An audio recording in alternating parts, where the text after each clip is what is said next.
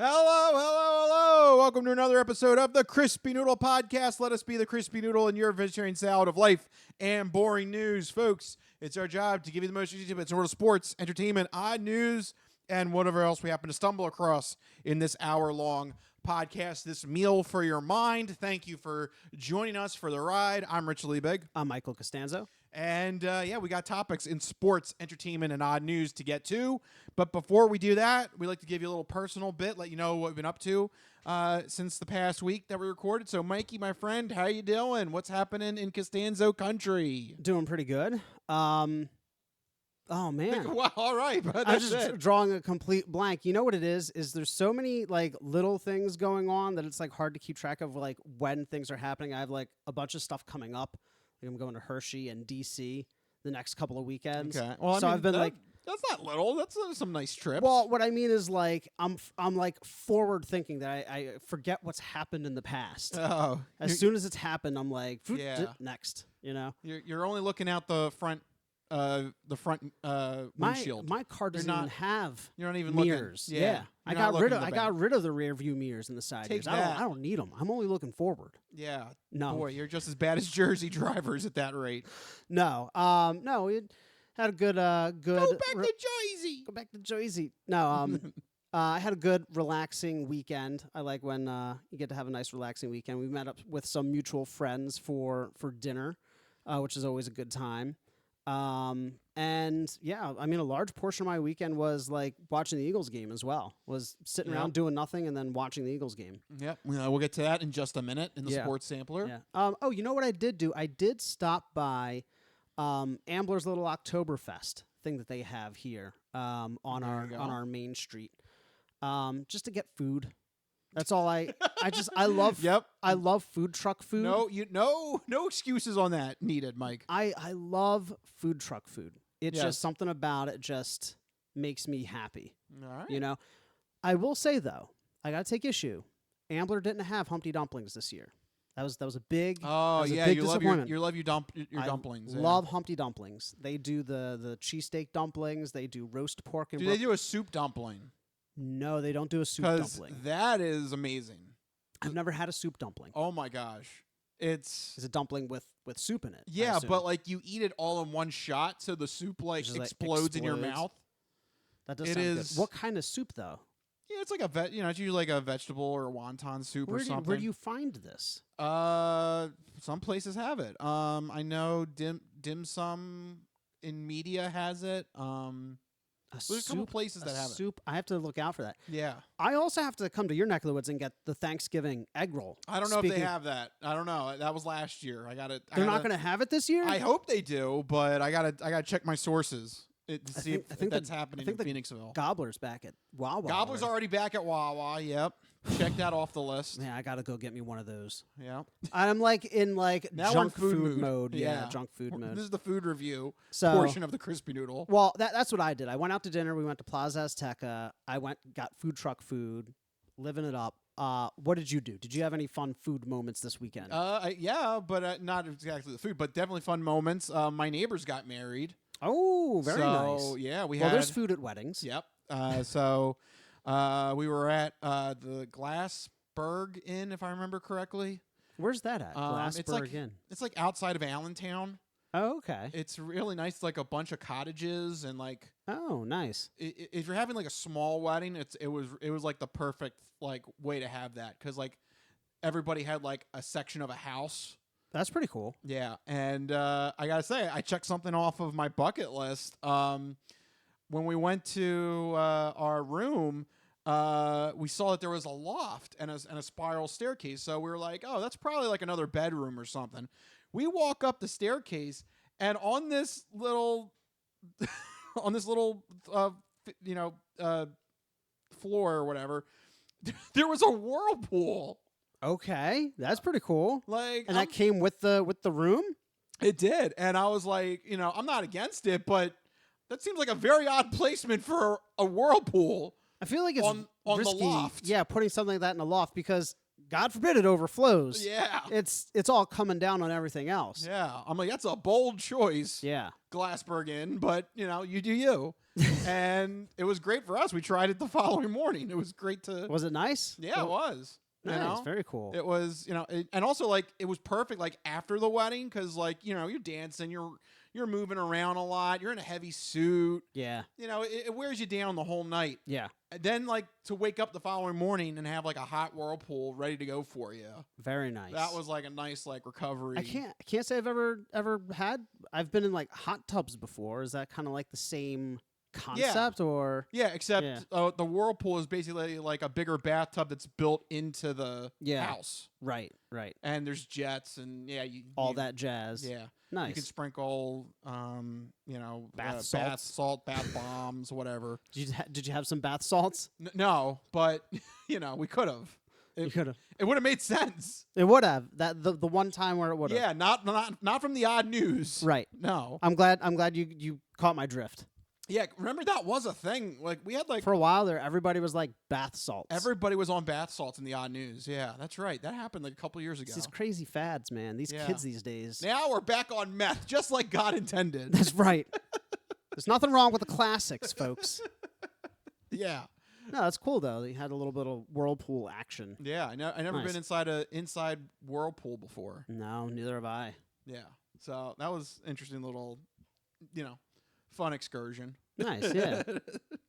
So that was that pretty much that, and then the Eagles game on Sunday. So you know what? Without further ado, I think it's officially time we launch into the first batch of topics that revolve around sports. It's time for the Sports Sampler. So you're not good at sports. It's a very small part of life. Sports. In your face. Yep, sports coming at you in your face. Let's just not talk about the Phillies. We'll just say the Phillies are 1-1 as of this recording going into Game 3, which will be Wednesday night when this podcast comes out. But you know what? We don't need to worry about them. I'm just going to leave it at that. We don't need to worry about them because there's another Philadelphia team that's doing well for itself right now. The Philadelphia Eagles advanced to 5-0, beating the LA Rams 23-14. It's motherfucking goddamn sons of bitchin' fucking football. Yep, football is taking over. Even though the Phils are in the playoffs, doesn't matter. Eagles are 5-0. Yep, it's feeling good right now for the Eagles. I think they're starting to get some things on the same page. They're starting to connect on some things. The Eagles beat a tough LA Rams team 23-14 on Sunday. You want to lead off with the good. So yeah, it's always good to start with the good. You alluded to it. Things are starting to click. I feel like this was the first game where we had a solid, complete game. Yes, and we'll get to it. We left some points on the board. There were a few miscues, but for the first time, Jalen Hurts was throwing the ball well. We did a little bit on the ground. Our defense adjusted and was able to stop the Rams offense. I feel like things are slowly starting to come together. And a big part of that, I think, was Dallas Goedert finally showed up this game. Yeah, he had a big game finally. I think it was like his first game where he had like a meaningful impact. Yeah, he had 100 yards and a touchdown. Yep, 8 receptions, 117 yards for a touchdown. So finally showing up. For me, it's the good is really the defense. Yeah. I mean, the Rams offense is not exactly a pushover squad. I mean, Matt Stafford is still a very good quarterback. They were dealing with Cooper Kupp coming back. They have really good. Well, if it's not Cooper Kupp, it's that rookie Puka Nacua. Yeah, who's been taking Sounds everybody like a fake name. Sounds like a fake name, and they still have Tyler Higbee. I mean, they have like decent offensive weapons, and Stafford likes to sling it. And for a while there, I think it was the first quarter, Cooper Kupp comes out. He has like 5 receptions in like 10 minutes. Yeah. And I'm like, oh man, they're gonna kill us. Then all of a sudden we make some adjustments and their pass game just kind of peters out. We really ended up shutting them down. And I think a big part of that was got to call out Jalen Carter. Yeah. Jalen Carter had his first game where he had meaningful starter type snaps. He's been around 50%. for the first couple weeks. I think he had over 70% of the snap count. This past week, I mean, his stat line is just insane. Where is he at? 4 total tackles, 2 for a loss, 2 sacks, 2 quarterback hits. I think he's either tied or leads the league in quarterback pressures. I mean, every major stat you can think of for rookie defensive tackles, he's like climbing the records quickly. He's making a really strong case for defensive rookie of the year. Hey, that's why we drafted him 9 overall, right? He was a steal at 9. Have you watched any breakdowns of his play? Yeah. He is double teamed more than any other defensive tackle, and he's only been getting 50% snaps up until this past week. Yeah. That's insane. So, yeah, I think the headline in terms of good news is definitely the defense coming together and holding this Rams team to only 14 points. That was a great sign there for this Eagles team. Get to your bad notes here because there's something I want to get to. Yeah. Well, there's a few things. I still think that a major weakness of the Eagles, just in both offense and defense, is the intermediate passing routes. We cannot hit them on offense, and we cannot stop them on defense. Yep. And early on, Cooper Kupp was killing us there, and we struggled to get a lot going there. Everything goes to the sidelines.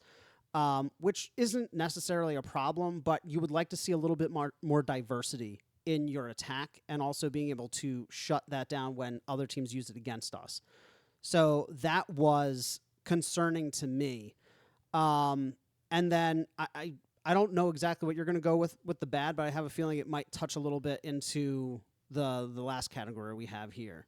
Or did you have something different to talk about? Let's get into red zone because it does overlap this. Yeah.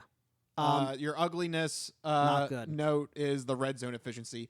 The Eagles are now officially in the bottom half in terms of red zone efficiency scoring, which is not good for a team that has Super Bowl hopes. We get to the red zone easy enough, and we just can't get it done. I think we're converting around 40%. Yeah. And that's not how you beat playoff teams. When you see what San Fran did to Dallas, you can't make it to the red zone however many times and only come away with 2 touchdowns. If you make it there 5 times, you got to score 4 or 5 times. That's the expectation.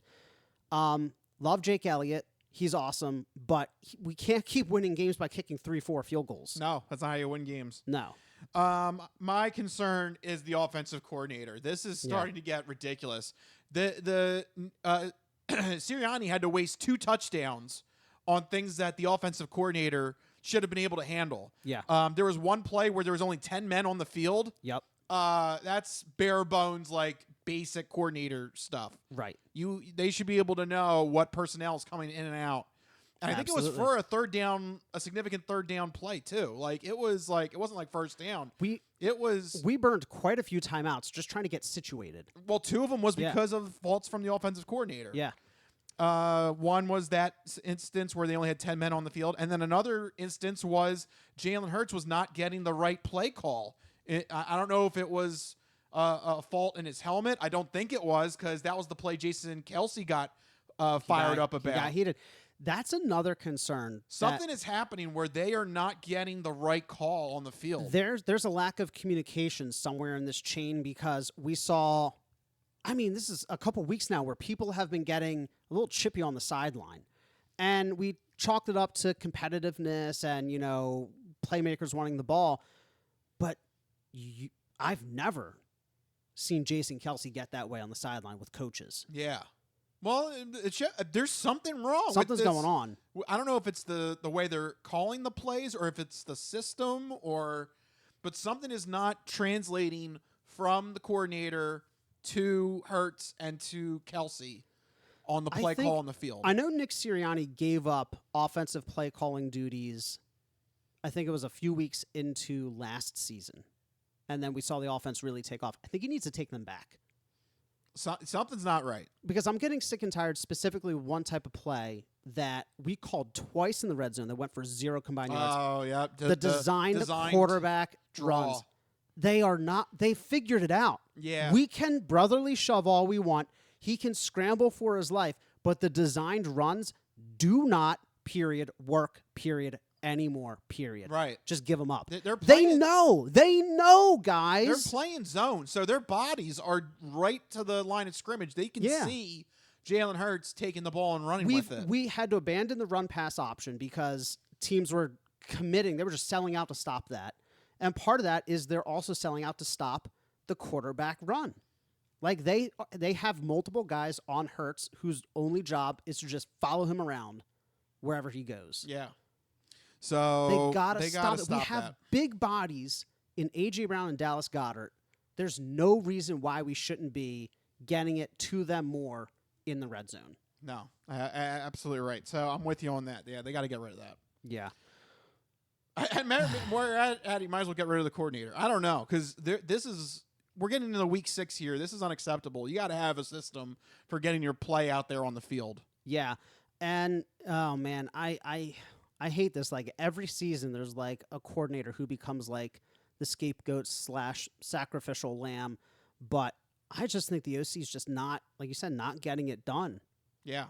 Yeah, So, the play calling was better in general, but failed at really key points. yeah, in the red zone. Yeah. Like, When you need to push it in and score points. yeah, like 85 to 90% of it was like perfectly fine. Like, it was a good game that they called. And then, like, it's just a handful of times where in they the just red zone. yeah. Like, no, I mean, That's when it that's really when it matters. matters. Yeah, unfortunately, actually, you know, for a lot of people, for a lot of coaches, between the 20s is That's cakewalk. That's almost a given for a You lot know, of teams. because the defense is all over the field. Yeah. So there's going to be areas to attack to move the field, to move the chains down, and to get the offense moving and getting across the field. The real tricky part is inside the 20 in the red zone, because the defense only has so much room to block. The back of the end zone is basically an extra defender. Right. It's like a third safety. Right. You can't pass past that. Right. So it's definitely worrisome that the red zone efficiency is this low. Yeah. I mean, if this team wants to win against playoff contenders, If they want to beat San Fran's the team to beat. they're not going to make it with this stat. I mean, literally, what was the final score of that Cowboys game? 42-10. They didn't take many field goals in the red zone. No, they did not. I do want to end on a positive. I think that the Eagles can get it sorted. They have There is time, yeah. They have a really talented team. If they just stop trying to be cute in the red zone, just call the simple things, I think that will go a long way. Like, our players are so talented. You can call simple play designs. You don't got to, like, outsmart the team and all their mothers and all their friends. You just got to Get it in. just get it in. How about just a simple slant to A.J. Brown? Slant to A.J. Brown, shovel pass to Dallas Goedert, coming across the middle. Like, just Like, A.J. Brown, like, seriously, if he gets any separation on a slant, that should be the that's touchdown. an automatic touchdown. Yeah. I don't know why that's not in the Rolodex of plays. Yeah. Call more runs in the red zone. Yeah. I know we're going up against Aaron Donald, but, you know, That's why you brought in Swift. that's why you brought in Swift. That's why you got one of the best offensive lines in the game. Yeah. It doesn't have to be cute in the red zone. Everyone's like, oh, the red zone. Let's pull out all the tricky tricks. Like, no. Just punch it in. Simple NFL Madden video game style offenses. Yeah. Not quarterback draws. It's not going to work. Sick and tired of them. Twice for 0 yards. Yeah. In the red zone. Yeah. That's why your red zone efficiency is down. You could have just had him kneel. Would have saved him a hit. Yeah, at that rate. All right, but now we're done looking at the past. Let's look towards the future, and it's time to give you our 4 games that we think you should keep an eye out for week 6 coming up, and our fantastic 4 picks. You ready, Mike? Let's do it. All right, clock is armed. Here we go. All right, first up, we have an AFC South Division rivalry. It's the Indianapolis Colts traveling to Jacksonville to face off against the Jaguars. 2 teams playing well so far. That division super, super tight. Rich, who do you think is going to pull this one off? If I'm not mistaken, I think I might have heard on the ride here that Richardson is out. He is actually out for the game. Unfortunately, I think it's that simple. I mean, I know they've got Minshew Mania ready to take over, but I can't imagine that Doug Peterson is going to be unprepared against Minshew coming into town when they have an offense that's pretty stacked. They got Calvin Ridley. They've got Etienne, Trevor Lawrence. There's no reason why this offense can't fly in Jacksonville. I'm going Jaguars. Yeah, I know they're coming back from overseas, but they're going to be comfortable at home. Like you said, they have a stacked offense, and anytime the other team is missing a quarterback, doesn't matter what team you are. I know they have Minshew mania, but I mean, come on. We had Minshew here. You don't really got a game plan for him. Yeah, it's tough. It's the Jags. Next up, we have an Are They Real matchup. Two teams that I think everybody was wondering before the season, are they for real? Maybe they're still wondering it, but this game could be the game that convinces a lot of people. The Detroit Lions are traveling to Tampa Bay to face off against the Buccaneers. The Lions have been playing really, really well. And the Tampa Bay Buccaneers, they're not going to take it lying down. They have the second-ranked defense in the league. Offense is a different story, but that defense is tough. Rich, who wins this one? Yeah, Bucs. And are they for real? I mean, look, both of these teams are actually threats in their respective divisions. Yeah. And like you said, the Bucs have a top, what did you say, 2? According to NFL.com, they're 2. Wow, that's a high praise. Yeah. They do I don't have know a what very metrics they use, right, but yeah, I don't know. Sometimes I think your metrics are a little off over there, but they do have a very good defense in Tampa Bay. But this Detroit Lions team, this is definitely newsworthy. This feels like a whole different franchise. I mean, Campbell has really turned that team around. They are biting the kneecaps, and they are running with that phrase. They are in pole position to take over that division. yeah, they are. I mean, we're going to get to it. Vikings are hurting. The Bears are The Bears. lost. Yeah. And the Packers, they might not be ready to fly yet with Justin Love. So I like the Lions here. They've got some good momentum, some good, some feel-good momentum here to try and add another win and try and lock up this division. I think it's Lions, and they are for real. I think so too. I think Jared Goff is having a little bit of career resurgence here in Detroit, and we saw it here in Philadelphia. Sometimes those quirky, gimmicky little phrases like bite their kneecaps or whatever it was, or cultivate some flowers. Yeah. It sparks something. Yeah, sometimes you run with it. It could go one or two ways. It could go all gas, no brakes. I just realized something. Did I say Justin Love? You I meant, did. Jordan Love. Sorry. Justin Fields, Jordan Love. That's what it is. Dude, It's the division crossover. Damn you. I wasn't going to call you out. I was like, Damn just, you, it NFC. was like a North. J Love. Just run with it. Right. If this was Madden, I was right. It would have been J Exactly. Love. Yeah, you don't need the full name. Anyway, yeah. But it's another J. It's Jared in this case. Jared Goff leading the Lions to a victory against the Tampa Bay Buccaneers. Yeah, I mean, there's just something special about the Lions this year. I think they are for real, and I think they're going to continue that success that they've had already. So, Lions from the both of us. Next up, though, we have a primetime / prove-it game. Both these teams kind of reeling right now. It's the Dallas Cowboys at LA Chargers. Dallas Cowboys at 3-2, but they just got smacked. The Chargers perpetually just kind of riding the middle ground. Rich, which one of these teams is going to prove their worth and stay relevant here? I'm going to call Bruno up. I'm going to say this is going to be a tie. Oh, wow. Okay.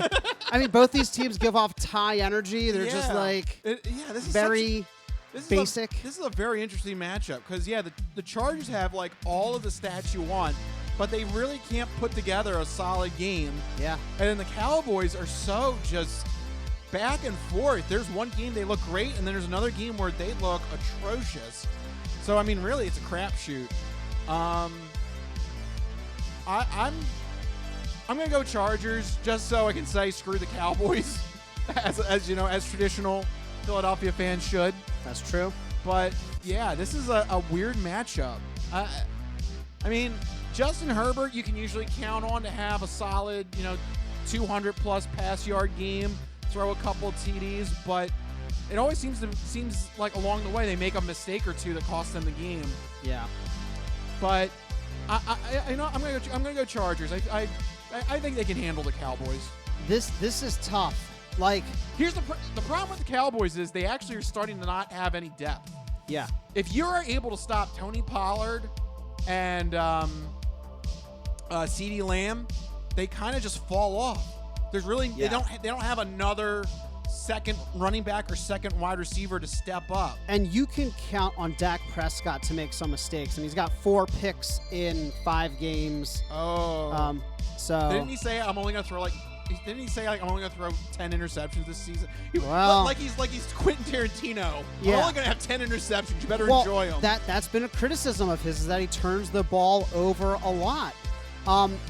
But I think the biggest differentiating factor here is that the Cowboys are going to be tired from getting absolutely whooped. Chargers are coming off a bye week. An early bye week here in the beginning of the season. I think that just gives them a slight edge. But part of me is worried here. I think the Dallas Cowboys could potentially bounce back. I think it could be a close game. I'm going to give the very, very slight edge to the Chargers, though. Yeah, Chargers. I can't say Dallas, even though part of me is like they're probably going to win. I'm still going to officially go with Chargers. I'm more confident. You're more confident? Well, I mean, hope it really does feel like the Cowboys. You got to stop those 2 guys. If you stop CeeDee Lamb and you stop Tony Pollard. Yeah, I feel like everything kind of falls apart. They don't have a lot of depth. Yeah, and their defense is good, but as we saw, they're not invincible. Well, they got torched. If the offense can't get going, everything just falls apart. It just falls apart. If you stop those 2 players, it just completely unravels. Yeah, that's what I've learned in those 2 blowout losses. Yeah. Well, luckily for this next matchup, there's a lot more players to stop for the Philadelphia Eagles. We're traveling to New York to face off against the Jets. Jets. Rich, will the Jets be able to contend with all of our playmakers and all the depth that we do have? I mean, the only way they contend is if this is a severely low-scoring game, and I just don't see that happening. It could be low scoring. Both these defenses. It could be low scoring, but I can't see it being like 10-7. No. Something would be seriously wrong with the Eagles. There's no. I can't see Zach Wilson keeping pace with Jalen Hurts. That's not happening. That's not happening on Sunday. And the Eagles they always do well against the Jets. They've, Mike doesn't like to say. I'm going to say it. I don't care. They've never lost against the Jets. It makes me nervous when you say that. I'm running with the trend. I hope I'm going Eagles. I hope you're right, and I think you will be right. The Jets. I'm even going so far as to say if you can get like -6.5 on a point spread, take it. Wow. I don't see how. I think that's buy a touchdown. That sounds like a good bet to me. If you can get that. The Eagles have been playing close games, but I think about a touchdown is about right. To your credit. I think the biggest thing here is that defensive line against Zach Wilson. The Jets' offensive line was already struggling before losing Rodgers, before getting 4 or 5 games into the season. Yeah. They're really struggling now, and they have not played, I think, the best defensive line in football. Yeah, Zach Wilson's going to be in trouble. He's going to be in trouble. And if you can rattle Zach Wilson, which is not hard, we should be able to pull this off. I don't want to say easily because something about this makes me nervous. The fact that we're undefeated against the Jets historically. But let's keep the streak going. Yeah. Eagles. Yeah. And, betting wise, if you get 6.5, I say take it. All right. Well, there you go. Those are our picks for week 6. We're in total agreement, but some close ones, I think. I don't think there's going to be any blowouts here. I think a lot of these are coin flips. Except for the Eagles, maybe. The Eagles could be. If they get to Wilson early, it could be ugly. I hope so. Yeah. I hope so. So we shall see. Those are your fantastic 4 picks for week number 6 of the NFL season.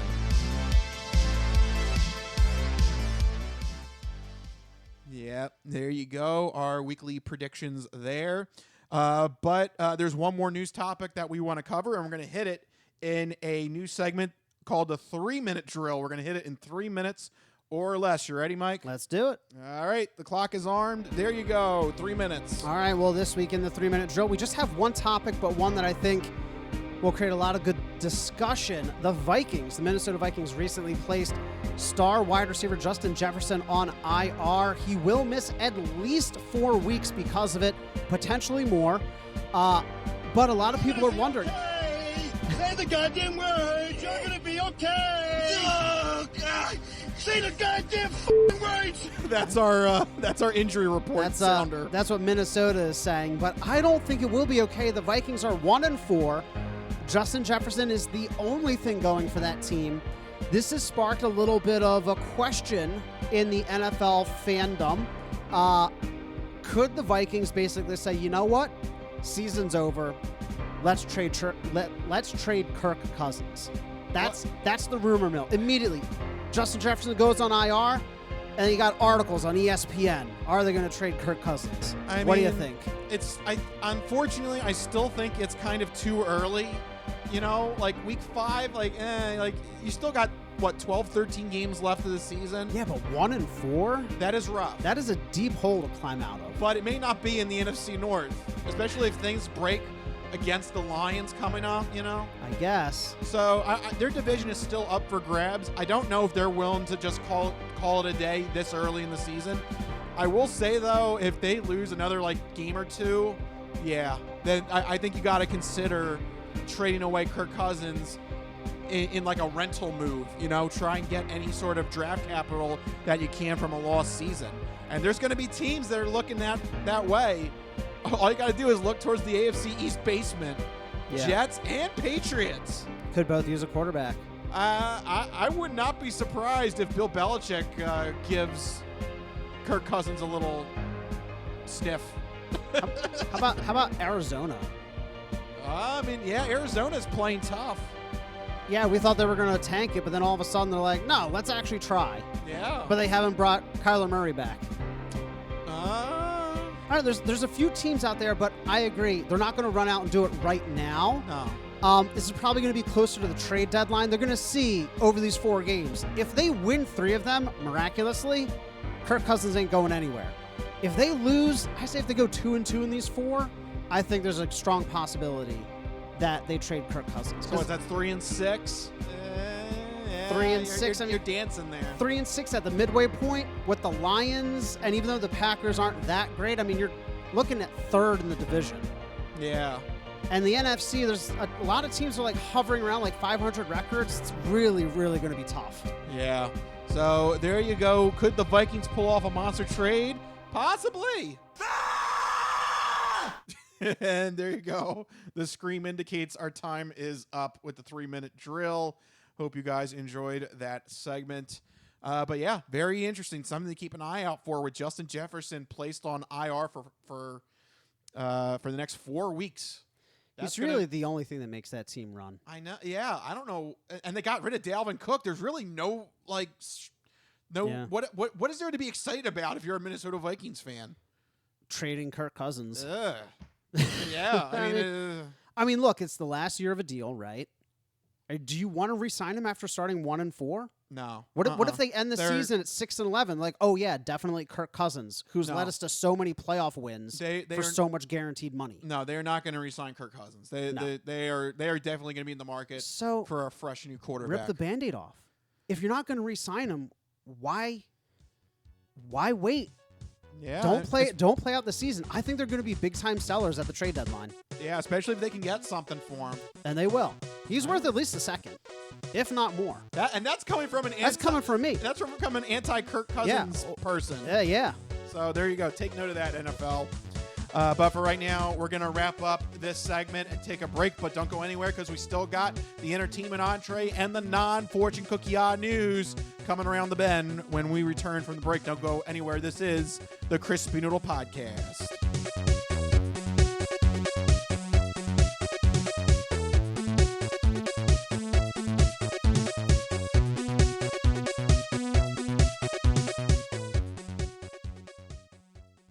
Ready for the weekend?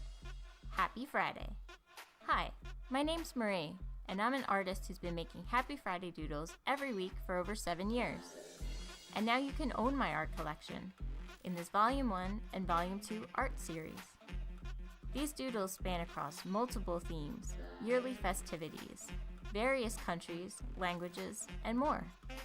Both coffee table books have something for everyone and are the perfect conversation starter or gift for a friend. Really, anyone who enjoys a good weekend. Available on Amazon, Ingram, Book Baby, Barnes & Noble, and more. Visit happyfridaydoodles.com/books and get your copies today. Let's celebrate the best day of the week. Happy Friday.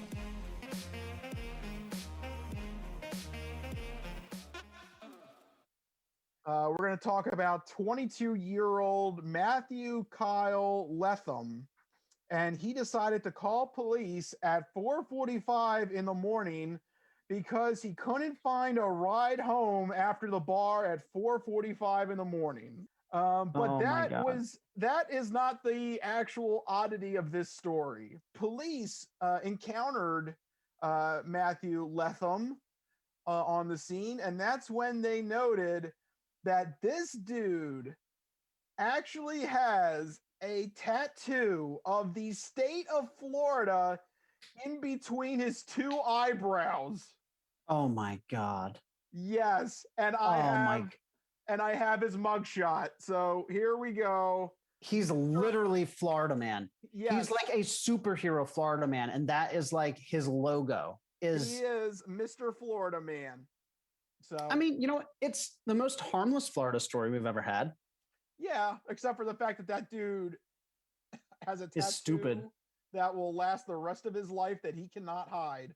You cannot undo that. Every job interview he goes to, the very first thing they're going to see and question is the Florida tattoo. Yeah. It's literally like, can I touch it? Like, it's right there. You know the scene in Austin Powers Goldmember? The guy who has the mole? Yeah. Moly, moly, moly, moly. Yeah. It is that, except with Florida on his forehead. Is anybody more proud of their home state than that guy? Nope. Can't say it. I can't think of anybody else. Nope. So, I love Pennsylvania, but not that much. no, I do not want. Pennsylvania is a big state too. I do not want that on my forehead. It's very square or Yeah, rectangular. rectangle. It would, yeah. What's Yeah. the weirdest state to get tattooed to a forehead? I think. What do you think would be the weirdest one? I mean, I think Florida because the way it's shaped. Florida's pretty weird. California, Michigan would be weird because it's very long. and then Yeah. and then it juts out. No, Michigan. Ooh, yeah. Because they got Michigan. all those like Great Lakes and stuff. Yeah, and it's split in half. Ugh, yeah, that would not be good. That'd be a weird one. Yeah. Ugh. Oklahoma. Alaska. Oh, Oklahoma. I was gonna say Alaska. Oklahoma, you have to get the box, and then you have to get that little dinky panhandle that goes the other half of your head. You're literally making yourself a unibrow, and then like it has like a little hat on it. Yeah. Ugh. What about Alaska? You have that whole chain of islands coming off Yeah. the side. It's gonna like go around the side of your head almost. Ugh. Yeah. This is the dumbest conversation we've ever had in in 8 years of podcast. I think it's safe to say that talking about the weirdest state to tattoo to your forehead, probably the dumbest thing we've ever talked about.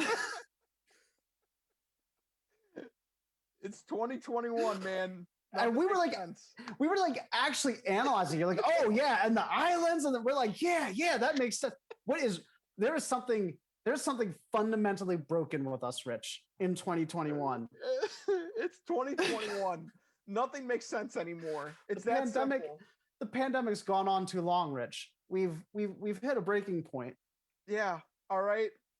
Next week we're both going to show up with states tattooed to our foreheads. Dear God.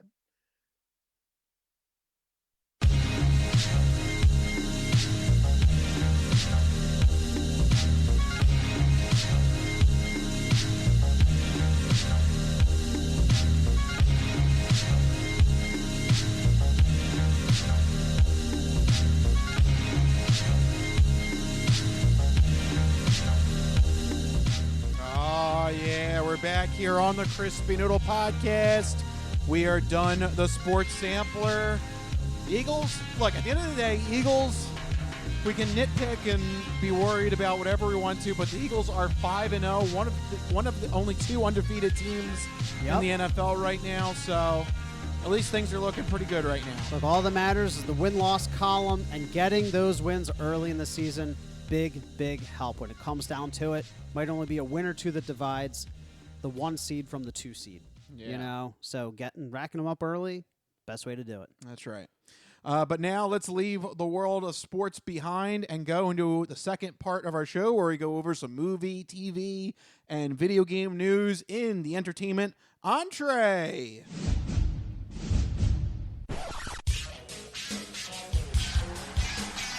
And now, the latest in movies. The Simpson guy writes to movies. Dear Die Hard, you rock. Especially when that guy was on the roof. Music. I know what that is.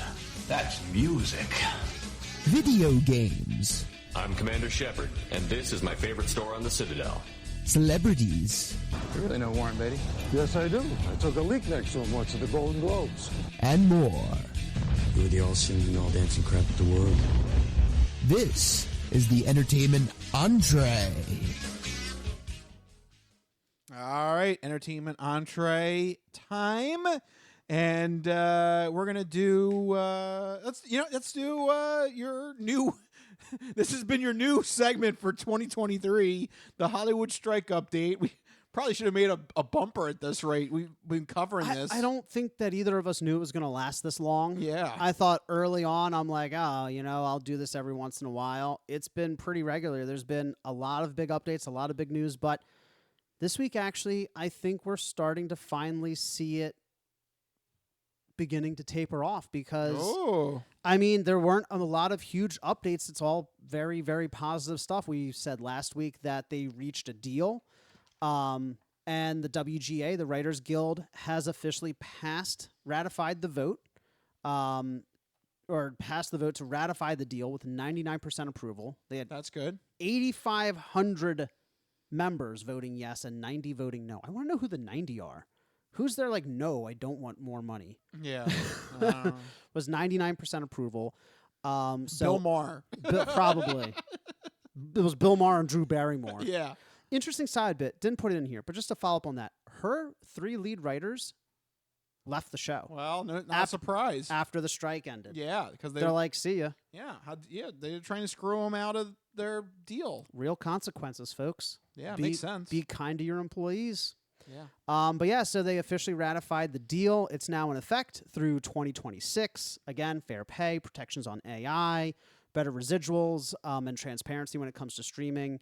So all that great stuff. The writers are ready to get back to work. Late night is back. Yeah. SNL is going to be back. Yeah. But of course, SAG is still at it. They're currently following like a 1 day negotiating, 1 day off type schedule where, every other day they're negotiating between them and the AMPTP. Meanwhile, the writers are encouraging the members of their union, if they're able to continue to strike and stay out of work, they should go support SAG on their picket lines. So they're still trying to show some of that solidarity, but it's only a matter of time. With the directors and the writers getting new deals, the actors have to be right behind them. We talked in weeks past it was going to be a slower approach, and it has been very methodical, as evidenced by the lack of updates on it. They're keeping it very close to the vest. There's not all these crazy leaks and outlandish headlines like there was during the writers' negotiations. Yeah. I think that's because, I hate to say it, but actors carry a lot more weight in Hollywood. So, they want to get it done and done right and done quietly so that you don't get these big name actors causing a huge stink, Yeah. So it is quickly coming to an end. That's the update. Yay. Good. So hopefully, in the next couple of weeks, we'll be able to talk about new entertainment. Yay. That's a great update. Finally, we could have a light at the end of the tunnel. Yay. Oh, wait a minute. What's this? Am I reading that Disney wants to buy EA? Oh, great. No, God! No, God, please, no! No! No! No! So there you go. Good news and then extremely horrible news. Yeah, you have to kind of you have to keep it in balance, Oh, no! We suck again! Yeah, so this came out today. It's super weird. But apparently Disney has been considering acquiring EA. No, God! No, God, please, no! No! No! No! If you thought EA couldn't get any worse, here you go. Yeah. Ta-da! Well, let's talk about what's happening. Let's talk about what this could mean. So, apparently top executives at Disney have been pressuring Bob Iger to become a bigger player and a stronger presence in games, and they've floated the idea of acquiring EA. The idea is that instead of licensing Disney IP like they currently do, they want to just acquire publishers and publish games. Bob Iger has been non-committal on it. It seems like he doesn't really want to, and that's probably why this report came out, is probably some corporate leaking here in order to spur a little bit of action, either one way or the other. It's really weird because this same report came out last year. There were rumors that EA was looking to be acquired. They were actively talking with Disney, Amazon, Apple, and NBC Universal about being acquired or merging with one of those companies. They had talks with all those companies. Nothing came out of it at the time. And of course, one potential reason could have been regulatory concerns. But since then, Microsoft acquired Activision, and that deal is going through this week. It is being finalized. It will be said and done. So maybe after seeing that, EA and Disney are like, hey, maybe there won't be as much of a regulatory hurdle as we thought there would be. But I do think this report is odd for a few reasons. First, this would be a huge acquisition for Disney. Yeah. Oh, yeah. And Disney is still technically reeling from acquiring Fox a few years ago. That put them in a lot of debt, and they are still required to buy out Comcast's stake in Hulu as part of that deal as well. I declare bankruptcy! I mean, probably not for Disney, but their shareholders are like, yo, what's up with all the debt? There's a lot of debt coming. So you pay $72 billion for Fox 2 or 3 years ago. Then, EA, I think, is currently sitting at like $30-some billion. It's a $105 billion of acquisitions in like 4 years, and they still have to buy out like a third stake in Hulu. That's a lot of capital to give up in like a 5-6 year span. Yeah. So I know Disney has FU money, but that's a lot for any company, right? Yeah. The FUs only go so far. Yeah, the FU, yeah, right? And it's about $100 billion. Yeah. That's the length. That's $100 billion. That's it. Once you get to $101 billion, all bets are, that's the line. But the other thing that I think is odd about this is that Disney has historically struggled to make games. Every time they're involved in games, they haven't really sold well. They haven't done well. They've had a better time licensing their IPs, like Spider-Man. Spider-Man, while the movies are Sony's, the games are licensed by Disney because they own the rights to everything else. Kingdom Hearts, things like that. They've had great success licensing their material. Why would you give up money like that where you don't have to do anything? You just sit back. You're like, here, make a game of Collect this. a license. Yeah. Licensing out Star Wars to EA, Jedi Survivor, Jedi Fallen Order, both perform very well.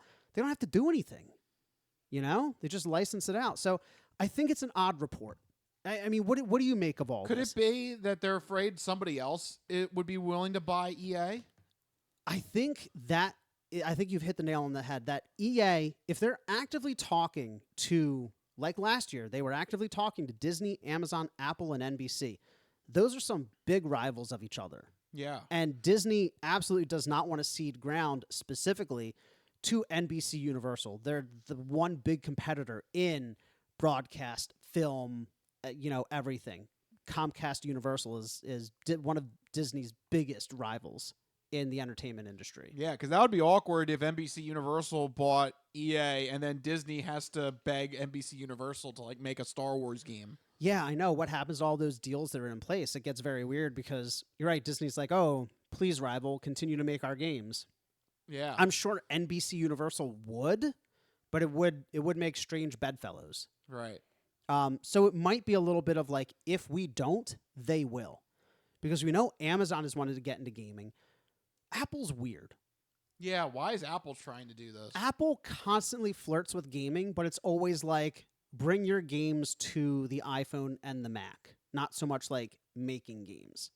So that'd be a weird pivot for Apple, I think. I think they're always looking to it, but that's not really their shtick. Their shtick is like consumer electronics. Yeah. Amazon and NBC Universal absolutely, they would though. Amazon has already dipped their toes into it. So yeah, I don't know. I just don't think that Disney and EA is a good fit. I feel like it would be bad for both of them. It just seems like you're gonna make crappier products. Yeah, you're gonna get a lot of crap from both sides. Yeah, you know. I don't know, but if Activision already got acquired, so I think it's only a matter of time before we end up with only like 3 or 4 video game publishers. Welcome to capitalist America. It's not a monopoly if there's exactly 3 of them. Yep. How can you say that? It's 3 teams. It's 3.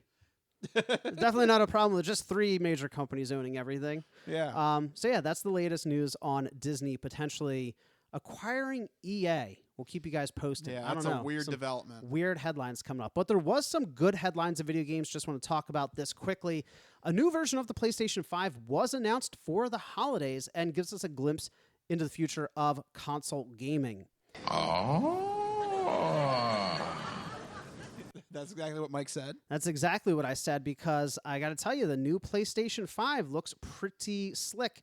It has the same basic form factor of the current PlayStation 5, much slimmer and smaller though, but notably, it has 4 different faceplates, 2 on the top, 2 on the bottom. As you know, you can take the faceplates on and off to clean, and they sell like different colors and covers that you can put on there. But the reason why there's 4 is because they've also announced a new accessory for the PlayStation 5, and that is a removable disk drive. So if you buy the digital edition, you can also purchase a disk drive at a later time and play disc games on your digital console. Is this maybe our first major and successful foray into modular consoles? What do you think of this? Because it's not the very first time that it's been done, but could this kind of like break down that barrier? Possibly. But I mean, what do you think? If you could save $50 up front by going digital, and then you decide, maybe I want the disc thing. I mean, get it later. Yeah, you can see like how exactly are you gonna buy games or share games with friends? Because I know my neighbors, sometimes it's great. We can just just swap games, and we're good to go. So that might have some purpose to some people to be able to do that, but I don't know. You mentioned in the rundown the infamous Sega CD and Sega 32X. And I don't know why they released 2 add-ons for one console. Yeah, that didn't do well. No. If you want more information on that, see the Angry Video Game Nerds dissection of those 2 bits. I think the problem with those add-ons is that it was completely different media. Yeah. Like the 32X, it could only play 32X games. And the Sega CD played CDs, not cartridges. This would be the same discs that we're currently using. Like if you don't have a PlayStation 5 yet, you get the digital one, and then later on down the line, if you want to play the discs, it's not a different, like the 3DX, the 32X and the Sega CD both played more technically advanced games, but these would be the same games. So I think it kind of has an opportunity for success there. Possibly, but I'll put it this way. If I had known how digital I would be in the PlayStation 5 era, might have saved $50 and gone the digital route, knowing I could always get the disc later. Possibly. I mean, how many disc games do you own on PlayStation 5? Do I own or do I share? I mean, how many? All right. How many disc games do you play compared to digital? What's the split? Do you think? I mean, right now for my PS5, it's probably 50-50. Really? Yeah. Wow. Okay. All right. Yeah. You're the last bastion of physical gaming. I know. That's probably not accurate for most people. Yeah. Well, one of the big things is that in all these collector's editions, they start sending you codes now. You don't even get a disc. Yeah. Like I got the God of War collector's edition, code. Spider-Man collector's edition, code. Last of Us, code. It all comes with codes now. Yeah. But I'm also doing a revolutionary thing where I don't buy things on day one anymore. no, you don't. I Hashtag patient gamer. Yeah. Because I'm No, that's fair. That's fair. It worked though. I'm so far behind that I get things either secondhand or on sale. It's great. You didn't intend to do that. No, but that's just You the way happened. life is. Rich is like, if I just take a hiatus from video games for a year, then I can just play all Not the even old a year. stuff. It was like 6 months, 9 months. It just happened to be like the most busy Yeah. 6 months of video games ever. It was like Hogwarts, God of War, I fell behind. Yeah. Star Wars, Jedi Survivor. Yeah. It was like boom, boom, boom. And now it works out because I've either gotten things on sale or It's true. Various hand-me-downs. No, I do like being able to swap games. You know, I miss those days. We used to do that a lot. I think you have my Star Wars right now as well. Yes, I do. So I was like, wait. Speaking of Star Wars, Yes. Please let me finish it. no, yeah, obviously, but like that's the fun of it is like being like, oh, here's a game. You know, I remember back in the day, you used to lend me like the Ghostbusters game, and I would give you, I forget what I would give you, but like we would swap games back and forth, and I feel like that's becoming less and less common with the shift to digital. I think that this is the future. This is Sony's first dipping their toes in like, what? Let's just see. Their thing is like, let's just see. If more people buy the digital now that they have the potential option, they're never going to go back to putting the disc drive in the console.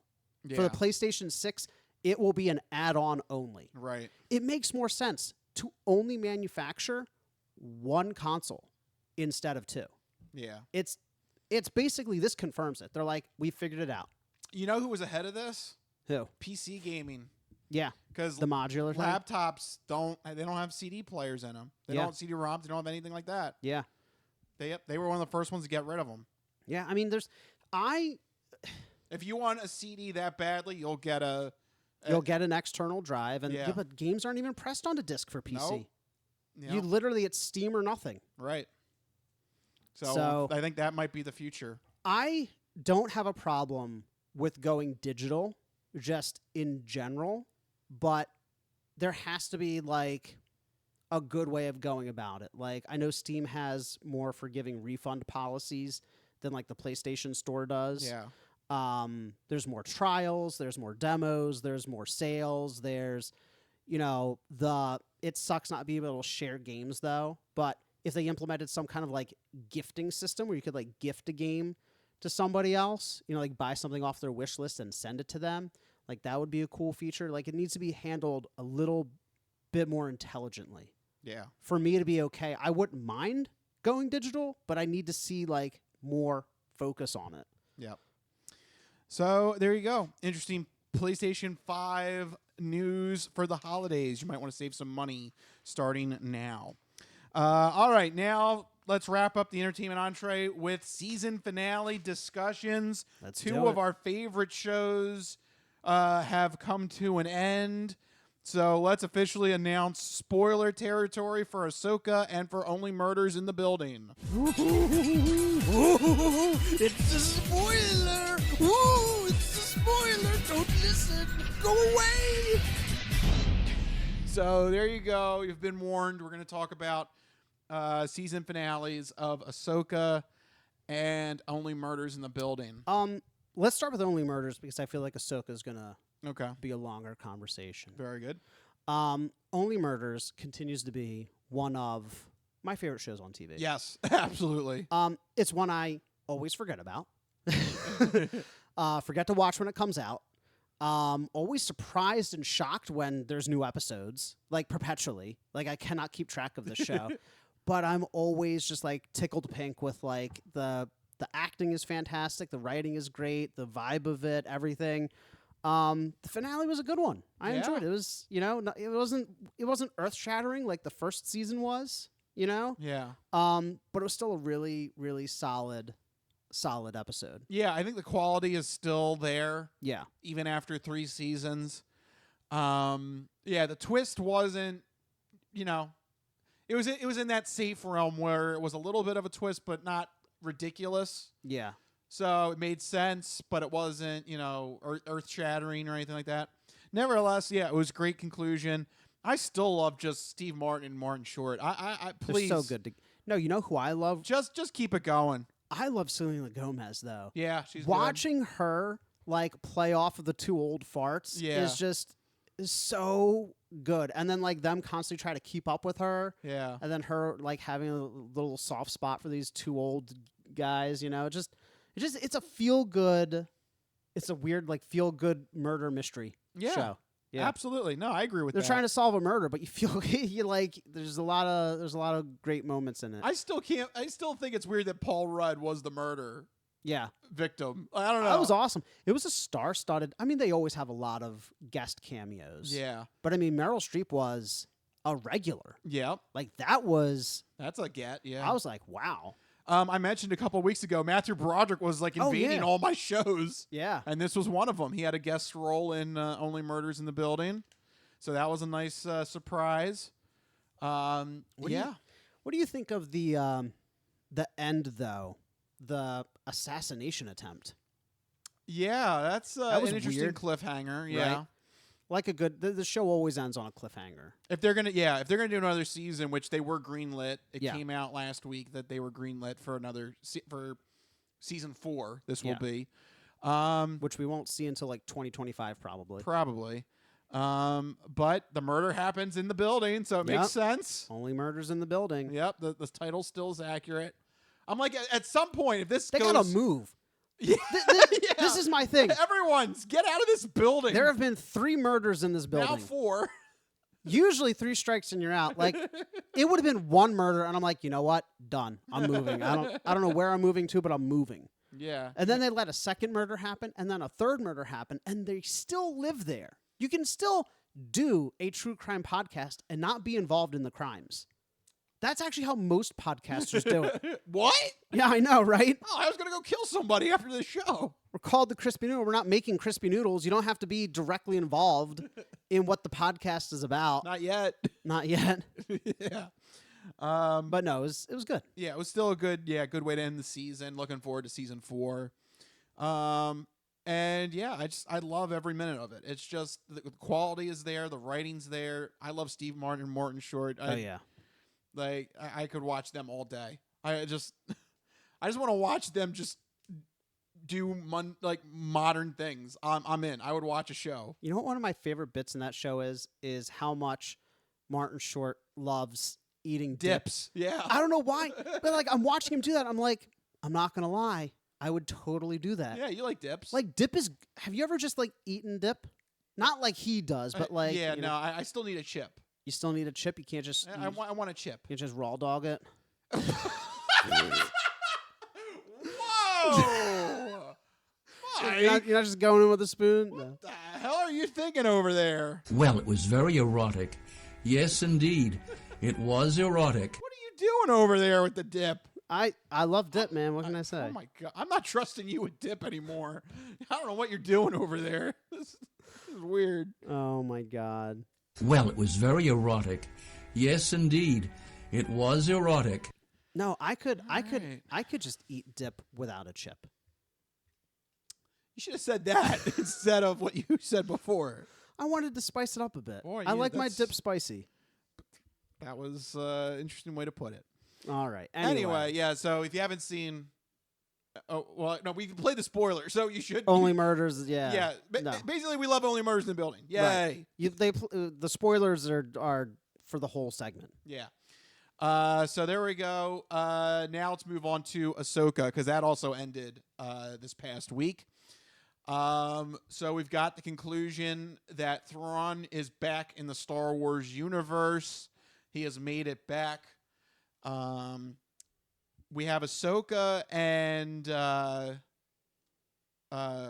purple hair girl. Sabine, thank you. I don't know why I forgot her name there. Wow. Can I just say, if that is not an indictment on the series, I don't know what is. The fact that we were both like, what are the characters' names? Yeah.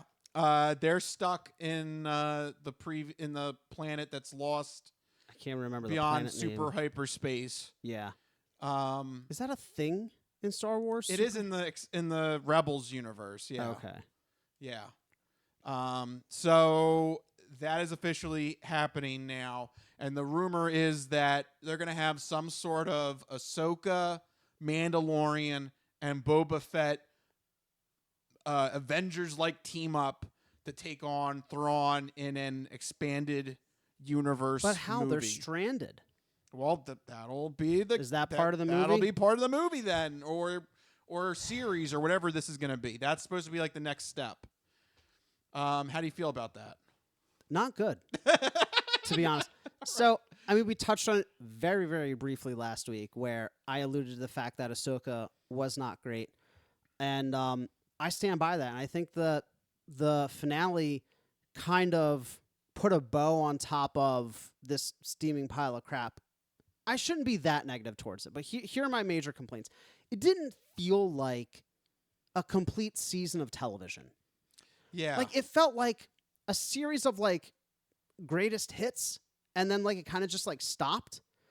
And I have a lot of problems with it. One, I don't know what I was expecting. Maybe I was expecting the wrong thing. I wasn't expecting a live-action continuation of the animated series. Yeah, this is what it turned out to be. Which is what it turned out to be.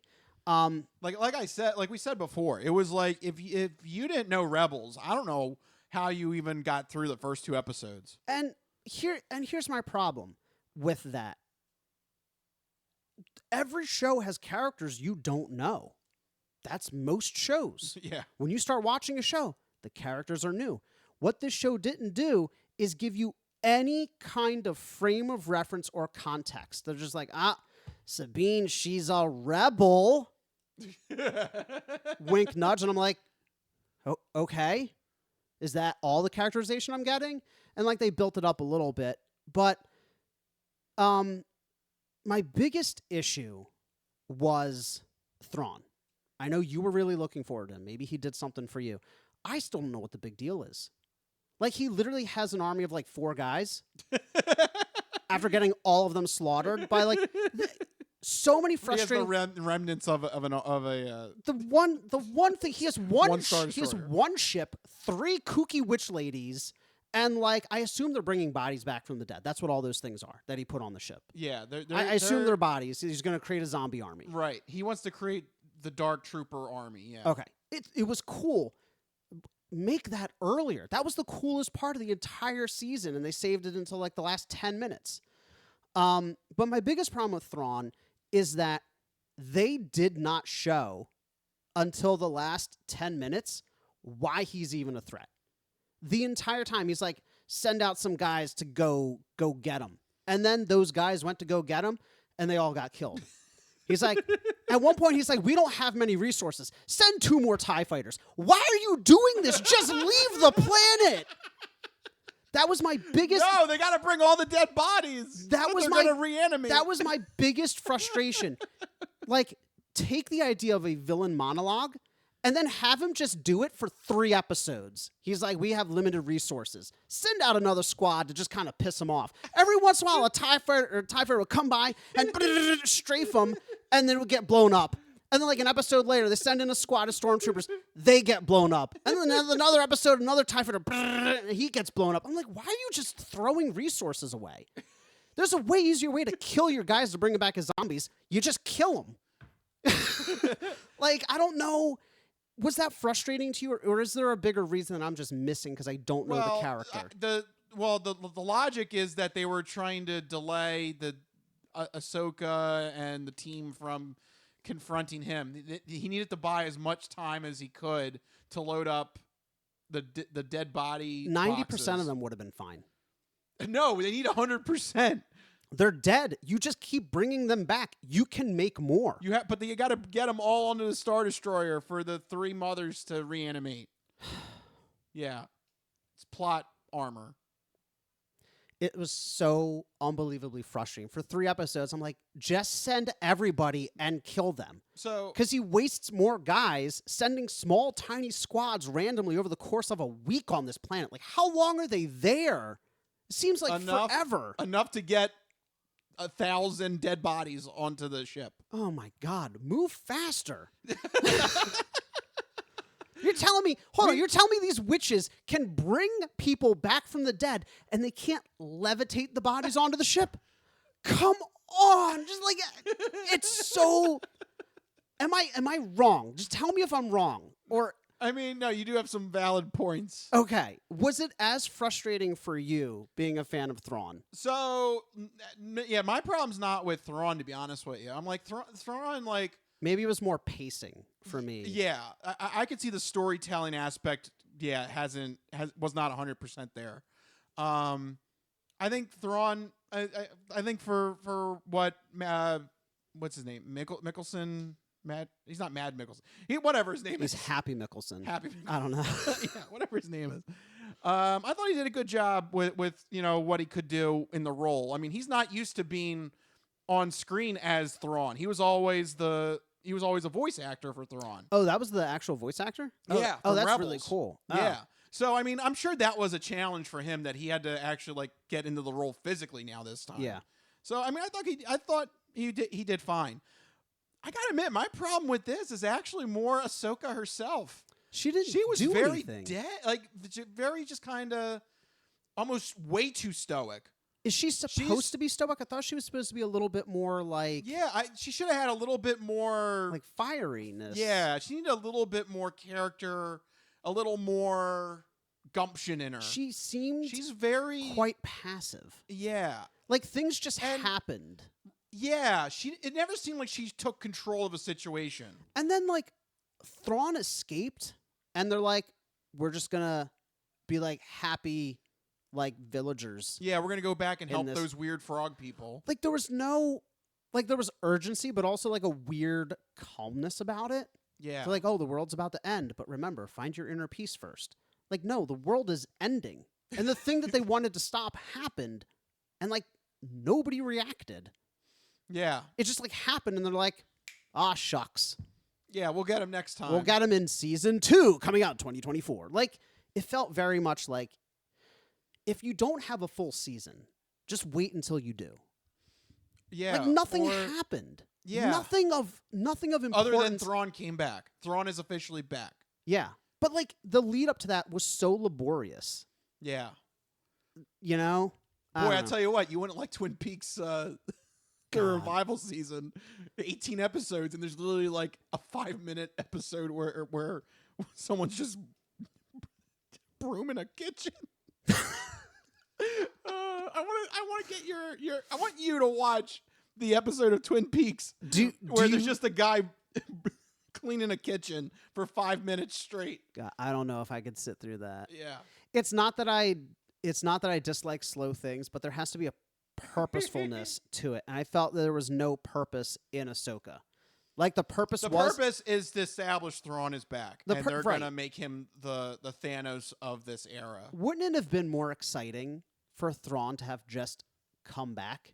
Like, there's the whole concept of it. No, because I don't want the Palpatine. Sorry, excuse me.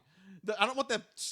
They did that with Rise of Skywalker, and we all hated that. Okay, all right. Somehow Palpatine returned. Okay, counterpoint. Really? Counterpoint. Have him come back in episode 3.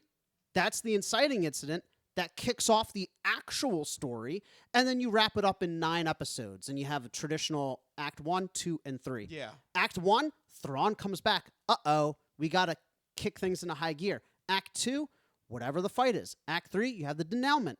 It's like right there. And like I know they want to stretch it. There's going to be like 3-4 seasons. So the first season. Oh, yeah. But like. Including a movie. It was so painful. They said they want to make it a movie at some point too. So. Yeah. I'm like, I don't know what to tell you. This is going to get worse. Like they're stretching this out as much as they can. It's a shame because I was so interested. You know how much I love the idea of like the Star Wars mythology. And, like, they touched on it a little bit here and there, but, like, not nearly enough to keep me interested. Like, I love the Night Sisters, the Dathomir Night Sisters, and, like, the whole concept of, like, the origin of the Force, going to explore this ancient planet, that, like, Jedi turned Sith, Balin. Like, there's so much cool stuff there. The reanimating the dead, like, I didn't know that was possible in the zombie-like way, you know? So there was really cool stuff there, but it just took them so long to get to it, and none of it mattered. Yeah. I felt like in the grand scheme of things, Ahsoka felt very removed from a show about herself. Yeah. That's a great way to put it. Yeah. She was very passive, very like... She was not the active hero. For a show that's called Ahsoka, yeah, she's not the active heroine. The whole show was just things happening to people, and like, I don't know, they like reacted, but like not really. I don't know. It was just, and Sabine was just insufferable. Yeah. That was my other criticism. Yeah. So that was the rough character. There was a lot of questionable decisions made. And, like, obviously characters can't be like Mary Sue where they're just, like, good at everything because then it's... Then you get Rey. Right. And everybody didn't like Rey exactly. now. So I feel like a lot of these Star Wars properties are just a lot of fan service. Yeah. They're like, yeah. oh, we want Ahsoka. Oh, you know who was Ahsoka's master? That's right, Anakin. Which, by the way, was the only good part of that entire season. Yeah, look, anytime... I felt for the fan service. I fell for it. Anytime you can bring back the Vader suit, it's worth it. Oh, yeah. They know that. They know that from the Obi-Wan Kenobi series. But, like, is it too fan servicey? It's getting there. It's getting there. I'm a little worried. But hopefully with the announcement that Thrawn is back, I'm hoping that a strong villain will make a better story and will be able to kind of coalesce Mandalorian, Boba Fett, and Ahsoka together better. Well, I hope season 2, whenever it comes out, they actually show me why Thrawn is a threat. I mean, that's the key tenet. Yeah, see, that's the thing. That's the key tenet in writing, right? Show, don't tell. Well, that's the problem. A lot of this is they're relying on the fans to already know stuff. For 7 episodes, they're like, Thrawn.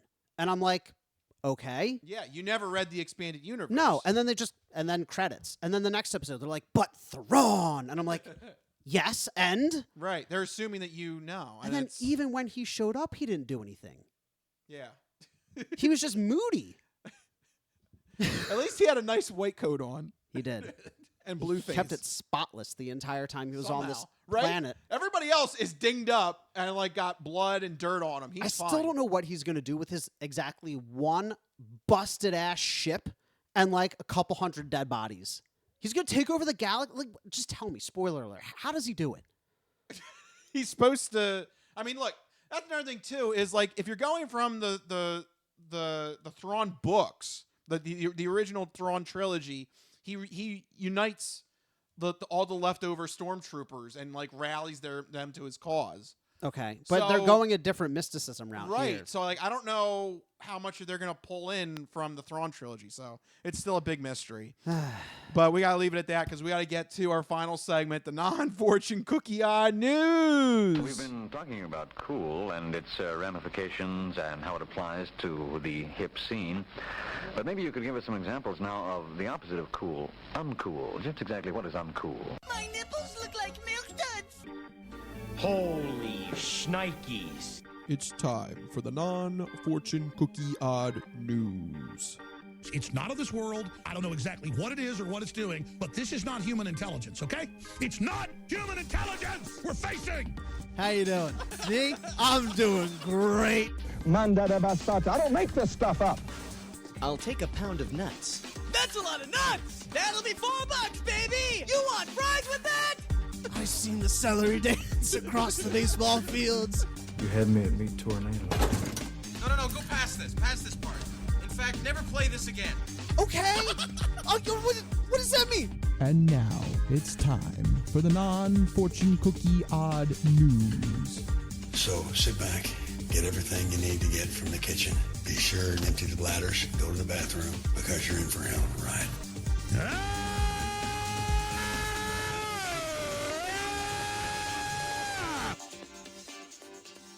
Odd news. Boy, if I wasn't heated enough, it's time to kick off the non-fortune cookie odd news here in this segment. Rich researches the news, he reads the news, and I react to the news.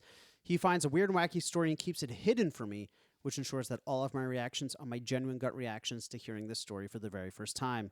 I don't know what's about to happen. You guys don't know what's about to happen. And even Rich doesn't know what's about to happen because these stories always take us down wacky and wild paths. And I'm ready to get started. Are we heading to Florida? Actually, no. Why is it every week where I assume we're heading to Florida? we're not. No. Every week I assume we're not. We are. Yeah, and That's actually, weird. we're going to a weird state in this one. Okay. We've probably been here once or twice, but I can't remember the last time we've been in this one. Going to North Dakota in this one. I'm in the dark here. Yeah, in the dark in North Dakota. North Dakota. I mean, I imagine it gets dark there. It's further up north. Not a lot of lights. I don't think we've ever been to North Dakota. Maybe like, once or twice. Maybe once or twice, but all Yep. right. Go ahead. Hit me with your best shot. What does North Dakota have? Yep. So we're going to follow the case of 33-year-old George Demarius. Okay.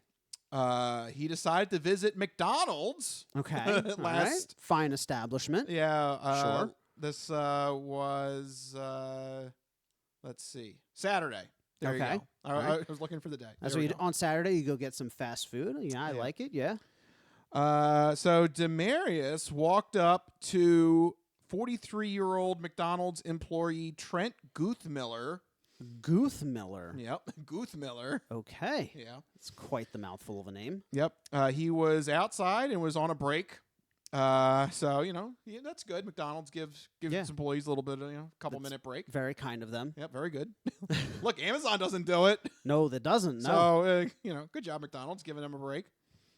The bare minimum. Yes. Ba-da-ba-ba-ba. The bare minimum. Yeah. So Demarius walks up to Guthmiller on his break and says, "Hey, can you get me a Big Mac and a Happy Meal?" What? That's not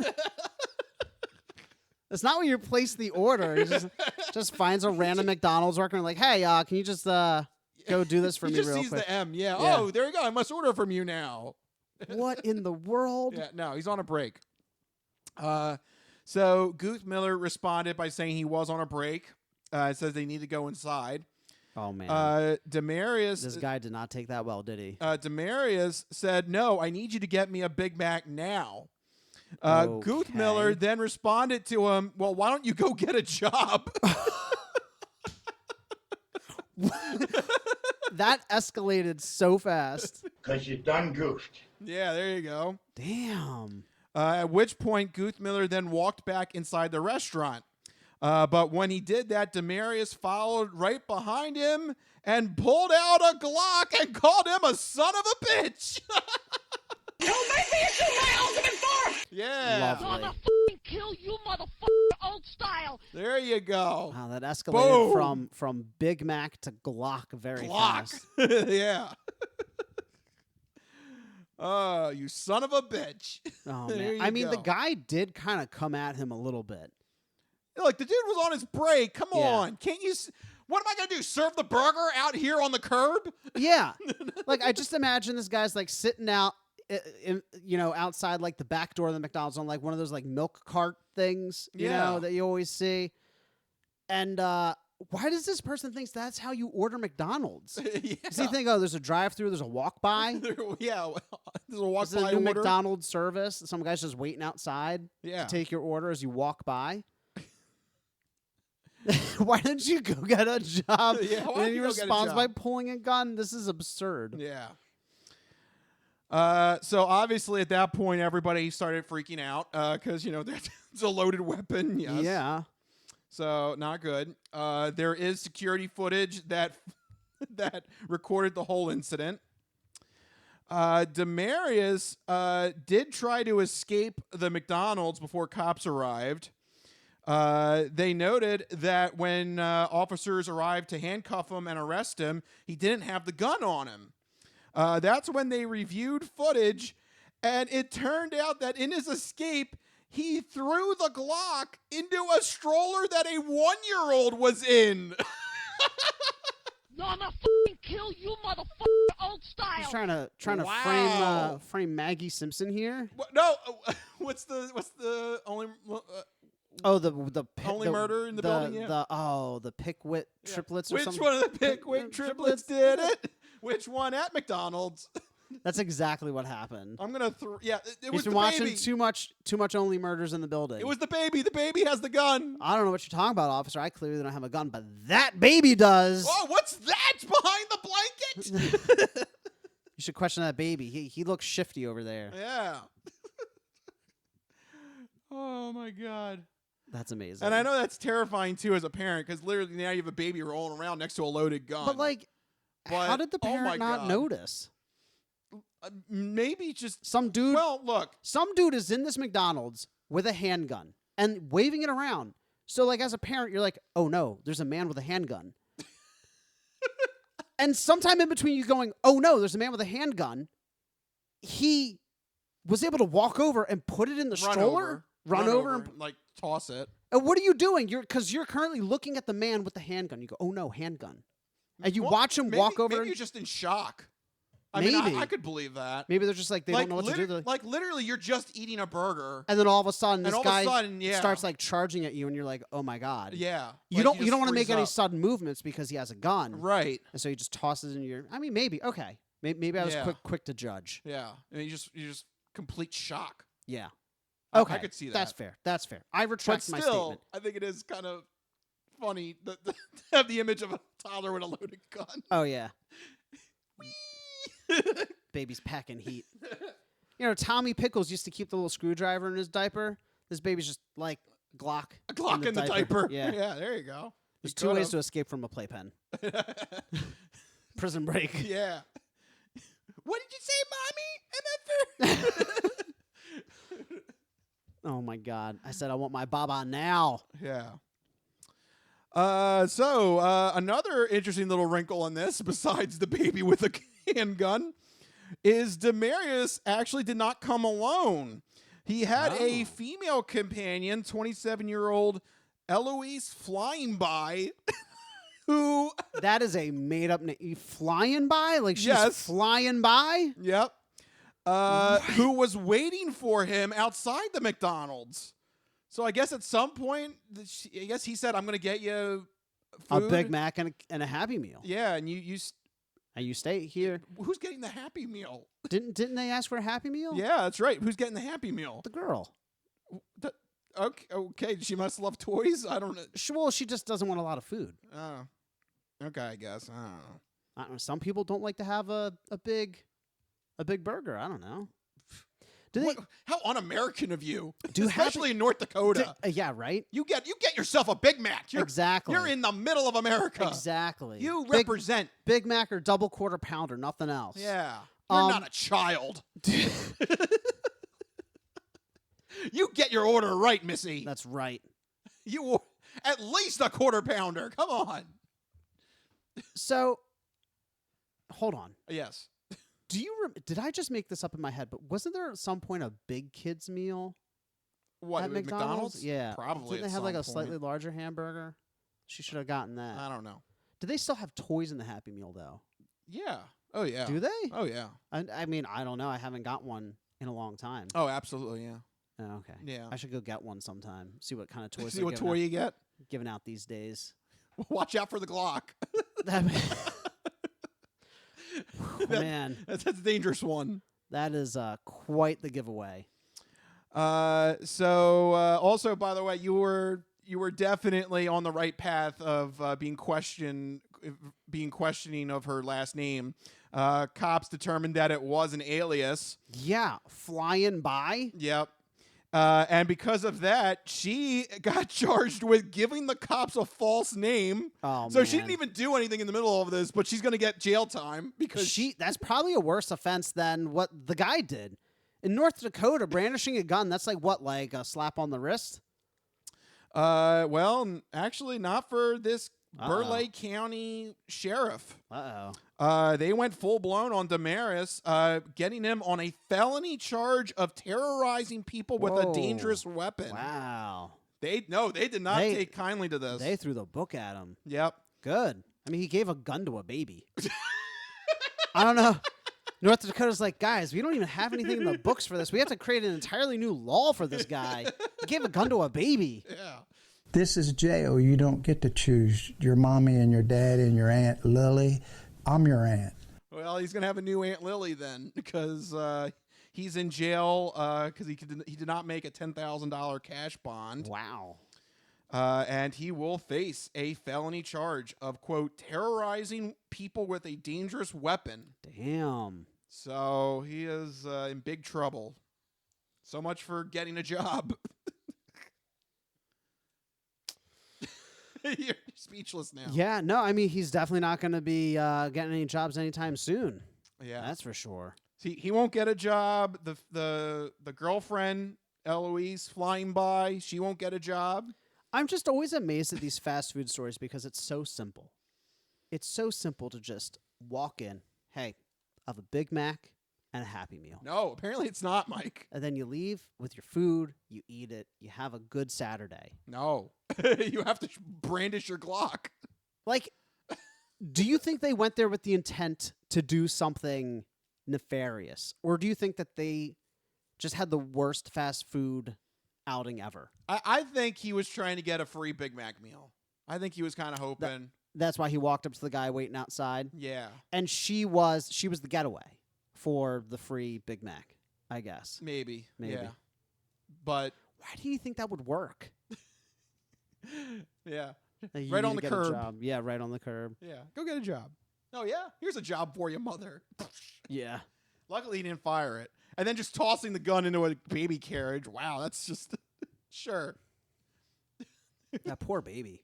An accomplice to a crime before the age of 1. That's kind of pretty badass. Like, it is really. Goo goo gaga, I'm a criminal. His first birthday is from behind bars. He's a hardened criminal. I'm a criminal. Criminal. Can't even say the words. I'm in jail. He finally gets released. I'm a criminal. He gets released on his second birthday. He's just all tatted up and muscled up. Oh, this one pretty. Don't drop the soap. He already knows that at the age of 2. Wow. I'm gonna find the biggest guy in here and teach him a lesson. He's just a hardened criminal. Yeah. It's gonna mess you up. Wow. Hey, like a baby's got to do what a baby's got to do. Yeah, man. Baby's life is rough. Yeah. All right. Well, there you go. On that note, we got to end the podcast with that crazy baby life in prison. It's a rough time out there for babies. Pitch it to TLC. They'll make it a reality series. My prison baby. Yeah. My life as a prison baby. Yeah. Wednesday nights on TLC. I'd watch it. Yeah. All right. Well, there you go. On that note, thank you for watching this episode of the Crispy Noodle Podcast. If you like what you heard, if you like my baby jail life on TLC, make sure you follow us for more great ideas. Visit our website, thecrispynoodle.com. You follow us on all the social media, Hubbabaloo. But most importantly, make sure you have a way to get the podcast sent to you every Wednesday. We have 3 main ways of doing that. One on YouTube, just hit the subscribe button on YouTube, and you will get the episode sent to your YouTube account.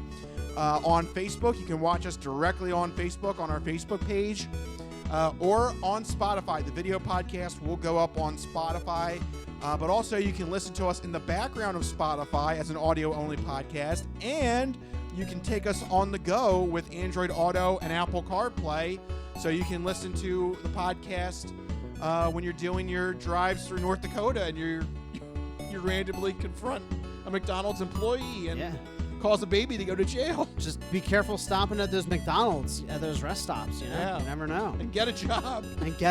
That's right. Yeah. We don't want any slackers listening to the podcast. Yeah.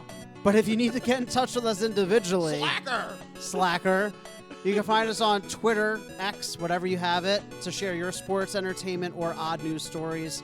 I'm at Mikey Costanzo, MikeyCostanzo. And I am Matt Rich Liebig, RichLiebig. Find us there.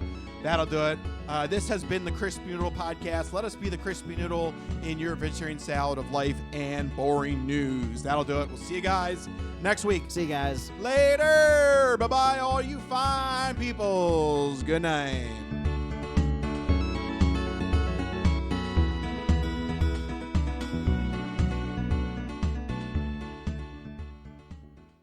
Some of us have great stories, pretty stories that take place at lakes with boats and friends and noodle salad.